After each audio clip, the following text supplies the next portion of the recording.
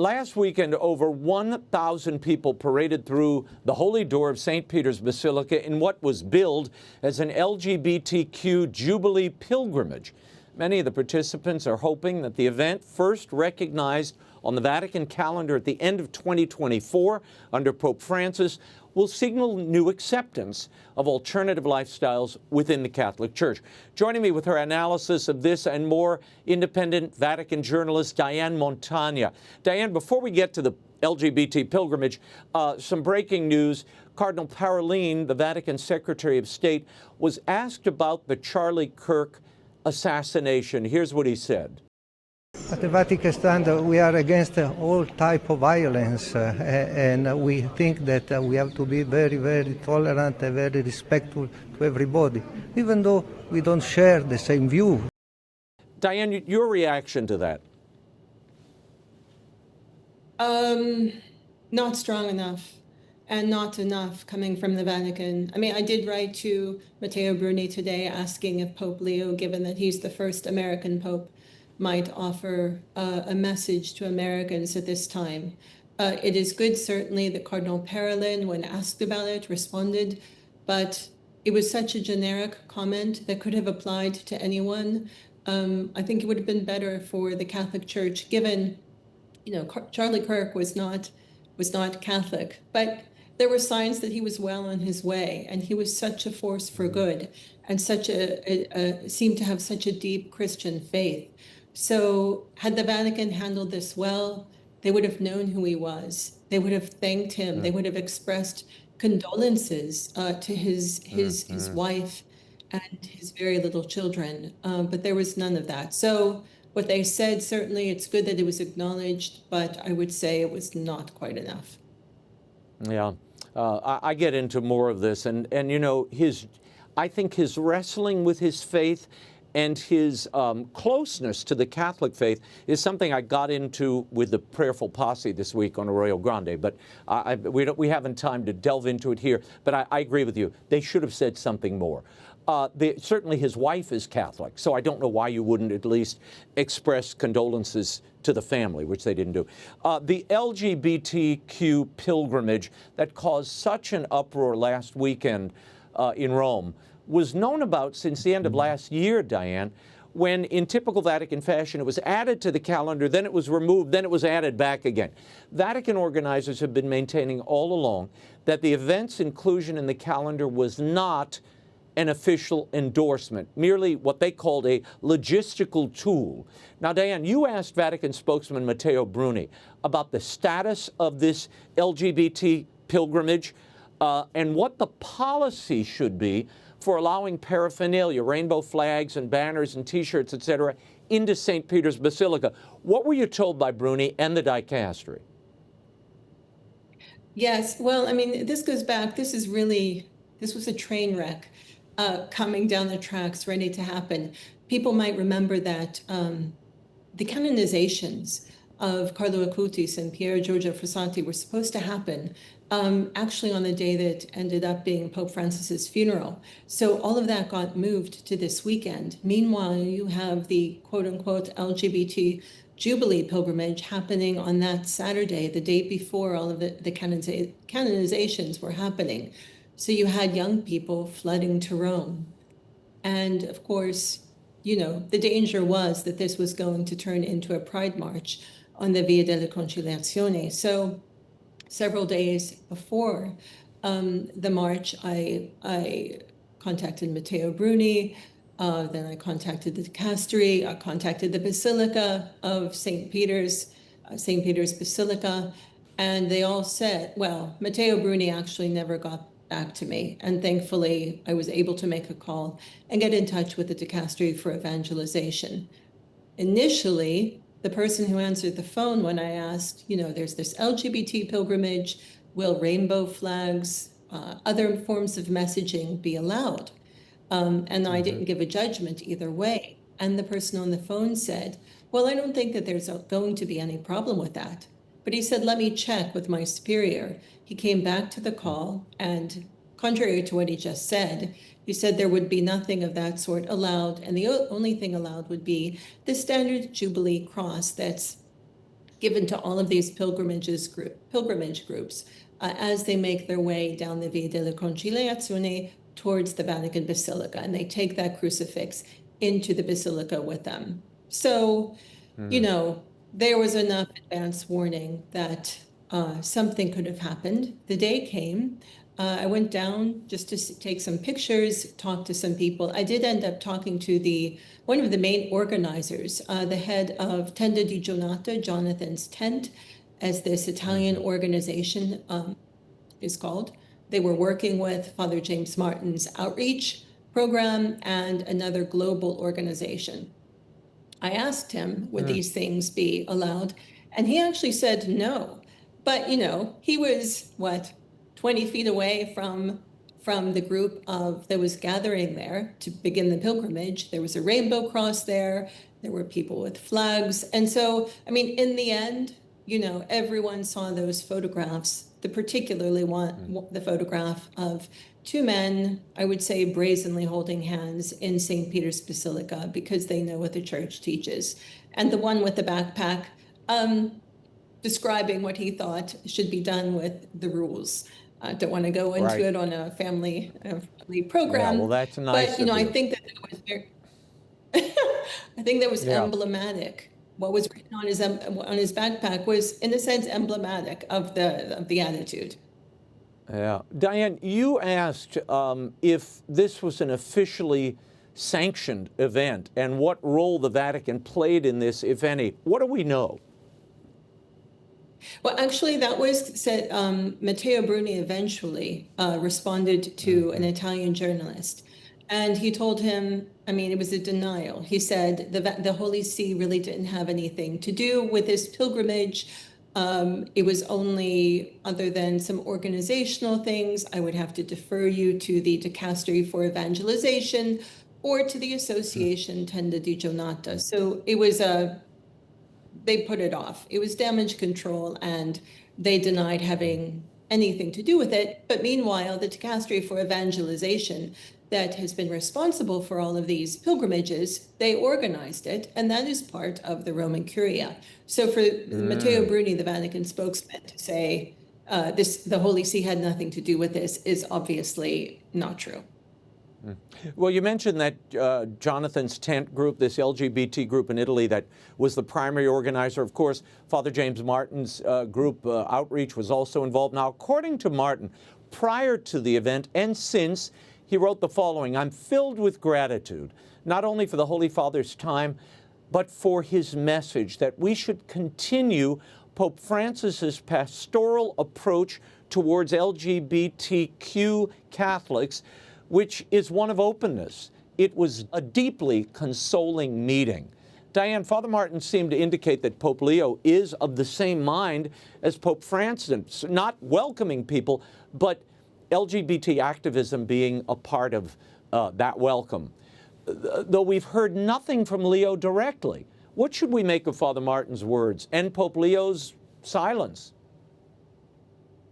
Yeah, I wouldn't really make too much, honestly, of Father James Martin's words. I mean, it's quite obvious that Father James Martin is out to promote Father James Martin and his interests. And I think in the beginning of the pontificate, he may have been seeing sort of where the winds were going and been more quiet. And now this was his opportunity to go out and put a message that I think served him well. But regarding Pope Leo's silence, I think it was a mistake. I think it was a mistake for him to take the audience, to organize, to receive him an audience, and for the Vatican subsequently not to have issued any sort of statement, particularly after those photographs came out after the LGBT jubilee in St. Peter's. Bishop Athanasius Schneider has come out this week also saying that it was clearly a mistake. Cardinal Muller, I believe, I spoke to him 2 days ago, thinks it was always also a mistake. But neither one of them think that Pope Leo is naive or unaware. The question is, and I think this is a serious question, Pope Benedict, when he was shortly after his election, and you'll remember, Raymond, it was the Mass, his first Mass in St. Peter's Square, and he said, "Pray for me that I do not run for fear of the wolves." And he did resign. Now, those same wolves, and probably more, are in the Vatican right now. There was a whole infrastructure built up under the pontificate of Pope Francis. Pope Leo, years ago, their strong statements, and even more recently, upholding traditional marriage, he has spoken about the natural law. So it seems deep down, he holds those views. The question is, why didn't he say something? Is he being influenced? And you never know with the Vatican what's going on behind the scenes. So I think we really need to wait and see. Yeah, and the obscure, oblique answers you get are rarely satisfying. The Pope also, and Diane, this is odd, he unofficially received a Sister Lucia Karam, a noted pro-abortion, pro-gay marriage nun who was very close to Pope Francis. But this meeting, this audience was not in the daily Bulletino. That's a break from protocol when you leave a meeting off of that daily bulletin, right? Not necessarily. I mean, it's my understanding that there have been other private meetings that he's had, and you never know why he might want to keep those private. I think the issue in this case, and any pope, even Benedict, I mean, he met with Hans Kung. Now, that was a meeting, I believe, happened at Castel Gandolfo. It was very private, so it was nothing like the sort of audience and meeting that Pope Leo has had with either Father James Martin or this sister. The problem that I see is, I don't see inherently a problem with a private meeting between Pope Leo and this sister. Hopefully he will be trying to get her to convert her mind and her heart to Catholicism. The problem is, why were those photographers there? And why did the photographs go out with her somewhat, I would say, inappropriately holding on to his arm? It looked like a bit of a power move, but came off, I would think, as a message that their meeting went very well. Why were the photographers there? And how did those photographs get sent out? It seems to me, Diane, John Paul II had a very refined, intuitive taste and feeling for the media and how images conveyed doctrine and the Pope's will. This Pope, for whatever reason, this Vatican, seems kind of flat-footed when it comes to using the media to convey messages.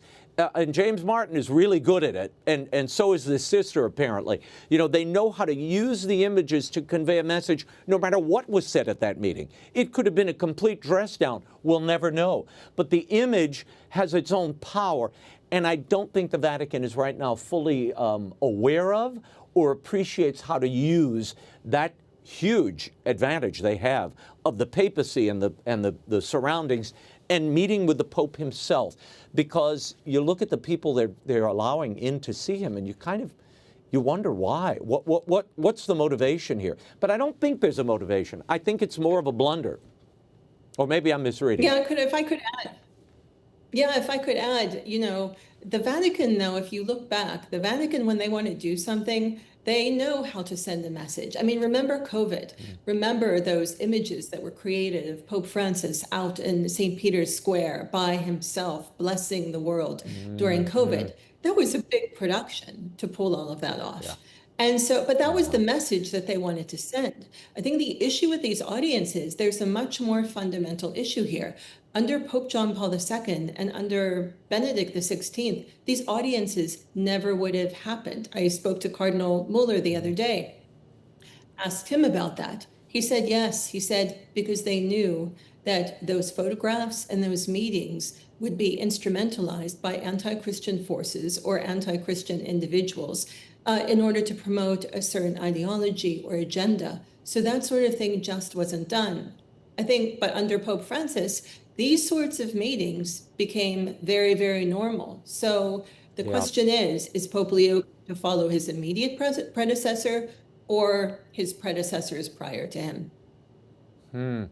It was announced this week that Cardinal Raymond Burke will celebrate a traditional Latin Mass inside St. Peter's Basilica on October 25th as part of a traditional pilgrimage. Diane, some are reading this as a sign of genuine outreach and healing on the part of Pope Leo to repair some of the damage done by these draconian restrictions on the traditional Latin Mass by Pope Francis. Is that reading too much into this pilgrimage Mass? I don't think so, Raymond. There's no way, first it should be said, there's no way that this Mass would be being celebrated and have been allowed without the express and explicit permission of the Pope.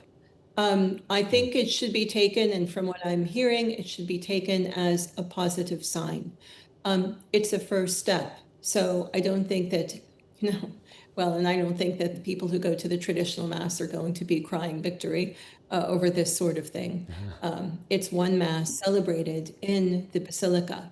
I do think it's a positive sign that the Pope respects the group and that he acknowledges the beauty of the traditional Latin Mass.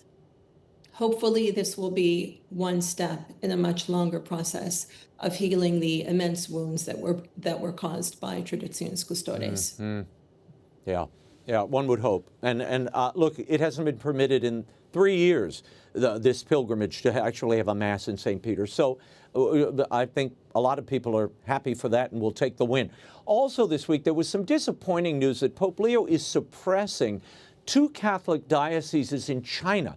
These were established by Pope Pius XII, which now forces the recognition of a Chinese government-approved diocese of Zhangjiakou, which is led by a CCP-approved bishop.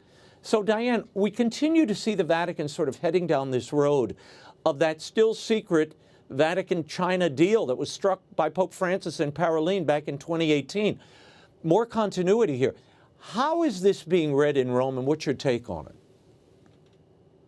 Well, my sources, whether in Rome or not, they might be further abroad, are telling me that actually what happened here is that the Chinese government had already intended to ordain this bishop and to create the new diocese. And that, in fact, I've been told that on the initial press release put out by the Vatican, it did mention the creation of this new diocese, but it did not mention the episcopal ordination, and that this was basically just another case of the Vatican, the Holy See, catching up behind and going along with what the CCP had already determined what was going to happen. Now, it should be said, you mentioned these 2 dioceses that now the Chinese government has said no longer exist. The Vatican's going along with it. The bishop, the acknowledged bishop of those dioceses, he apparently was, taken away by authorities several times, and his whereabouts are not known. So obviously, given that we're talking about mainland China, there's a lot of confusion or fog around what exactly is happening, but that's my understanding, that China had intended to go forward. Yeah, I'm hearing similar things. And this is, this bishop has been repeatedly placed under house arrest. So again, just to make it easy for people watching, because it is complicated, these were dioceses that weren't necessarily, they didn't configure to a county or a city as the Chinese envisioned them. These have been now abrogated. They don't exist any longer. They've been suppressed. And along with them went the underground faithful Catholic bishop that was attached to at least one of those dioceses. And you just shake your head and wondering why, what's happening here? The CCP is clearly, wagging the dog on this. Before we go, the World Meeting on Human Fraternity is scheduled for September 13th at the Vatican. It's being organized by Cardinal Gambretti, the Archpriest of St. Peter's. It's featuring musical performances by Andrea Bocelli and others. There's also a planned drone display that will project Pope Francis's face onto the Dome of St. Peter's. Your thoughts on this event, this human fraternity idea, which controversially, you'll remember Pope Francis sort of made a centerpiece of his pontificate? And what about the drone display? Yes. So, well, first of all, I mean, this human fraternity event, we got the press release for this a couple of weeks ago, and then following there was a press conference with Cardinal Gambetti. Pope Leo had just made a statement. He received a pilgrimage of French political figures.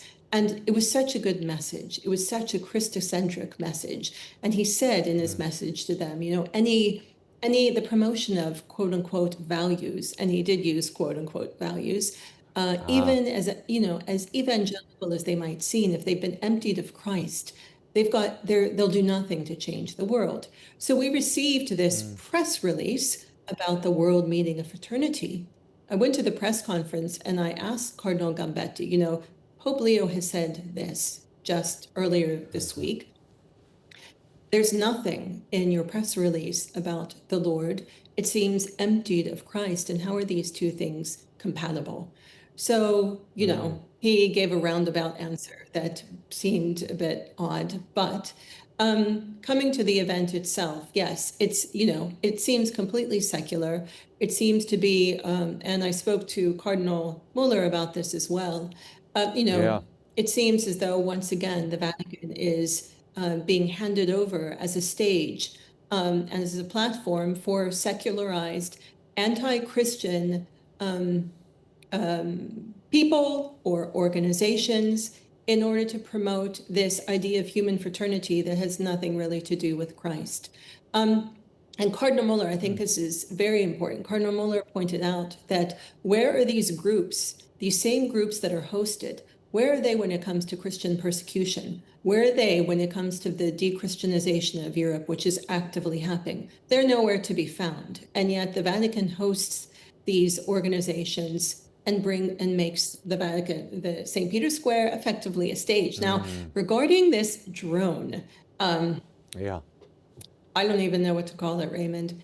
The Vatican announced there are going to be 3,500 drones flying above St. Peter's Square, illuminating the sky, and they're going to project images of the Sistine Chapel onto the dome of St. Peter's. And they highlighted they will also project the face of Pope Francis onto the dome of St. Peter's Basilica. I spoke to Cardinal Muller about this, and he said it seems like the apotheosis of the Roman Senate when they tried to deify the emperor. He said he hopes that it doesn't seem like Stalin or Lenin their pictures being put out in Moscow. And in the end, you know, he questioned, this is the Church of Jesus Christ. The Basilica represents the heart of Catholicism. Why is the face of a pope being projected onto the dome? This is not the Church of Pope Francis. This is the Church of Jesus Christ. And it seems as though, and I have to say, it seems as though there's being made sort of an idol of Pope Francis a bit. Well, Pope Leo is going to have... It sounds like Leo is caught in this trajectory that was already moving, Diane, whether it's the synodality, you know, the forthcoming meetings, this project and concert and drone display.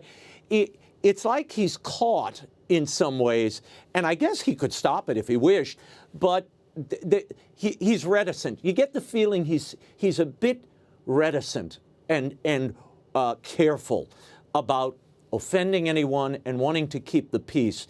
But I agree with you. I think there's a lot of confusion. And your interview with Cardinal Muller is on your Substack, correct? Or will be shortly?